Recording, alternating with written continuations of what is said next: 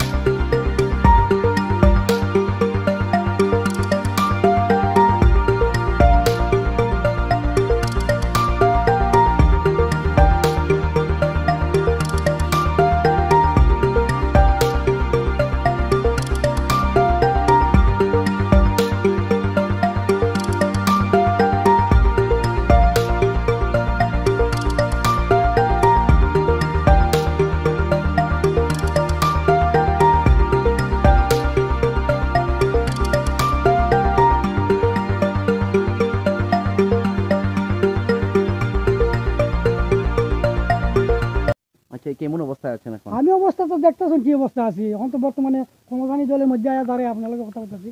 আর কি তা কইমু, এখন তো আমরা কইতাছি যখন আমরা তো প্লাটুনও কতটা ভাই, গত প্লাটুন তো আমরা হইলাম না, কি অবস্থাটা আমরা রয়েছে। কিন্তু আমার তো ঘর বাড়ি দেখতেছেন কি অবস্থা, কিন্তু প্রতিনিধি তো এটা জিনিসটা দেখতেছি বলে টিলা বাড়ি 1 লাখ বাড়ি, তো ছেলেটা মেয়ে, আমার ছেলে মেয়ে সবটি আইবাস, সবটি আইবা কলেজের ছাত্র। এখন আমি কি করি, আমি ঘর বানাইতাম না আমি তার ইয়ে করতাম, মানে কি করে করতাম। আর গত বছর কোনো আমরা পাইছি না, টিলাটক করে যারা এরাই ভাই, যারা তারা ফুটকে দেখার তো পারে আমার বাসাটা কাছা আসলে আমার গুছাই তারা ফুটকে দেখার তো পারে যারা এরাই ভাই। তো এটা আমরা তারা বুট দিই না, কিচ্ছু করি না, তারও তুই ভাইতো, মানে আমরা ভাইবার কোনো কথা আছে নি। আচ্ছা না ভাই, এটা আমার কথাছে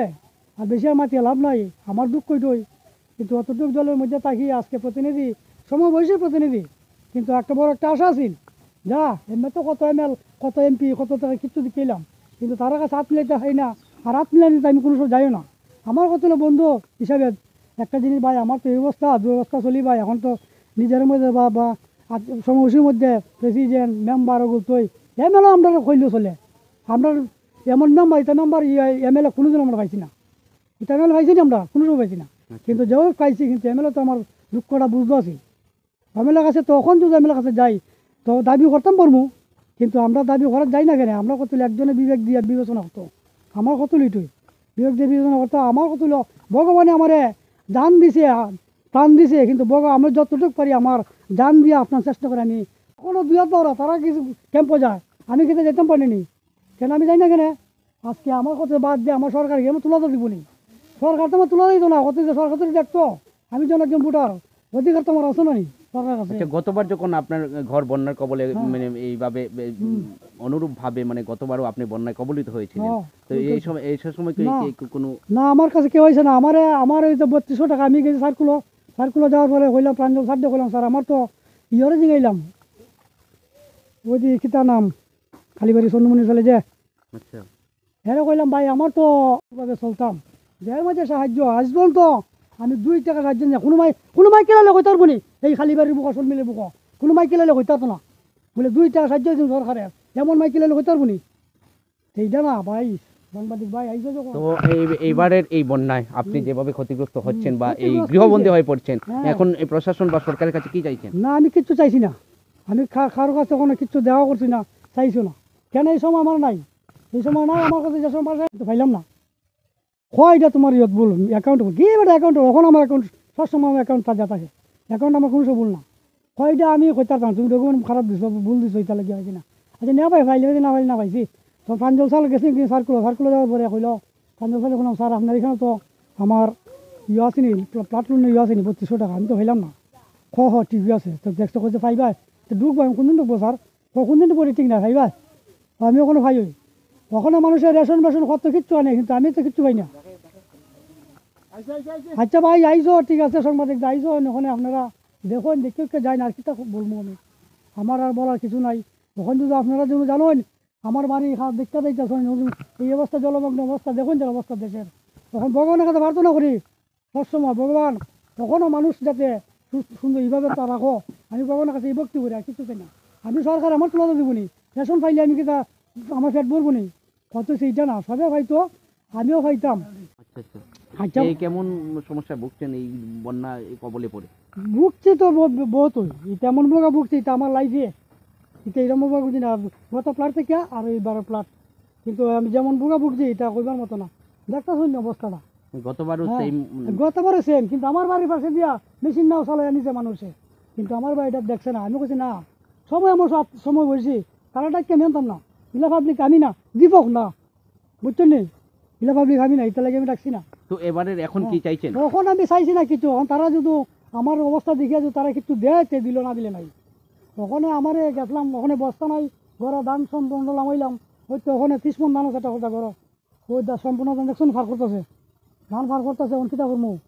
ধান যখন ফার করতেছে ওখানে ফার করে কোনো রকম এখন কেন লিয়া ও মানুষের আবার যেন টান আছে যেন তুই আর সিরা যদি যাইতাম পাই না তুই যেন চাংলি মানমু মাছা বান্ধা কেন থাকমু প্রতিনিধির কাছে আমি কিতা চাইতাম প্রতিনিধি দেখে না নি রাইতে দিনে গাড়ি চললে যায় না তারা দেখে না নি আর ফ্লাট লোন আর কিতা লোন আর সব লোন খালি যেখান দেখাইবার না কিন্তু 90,000 আর 95,000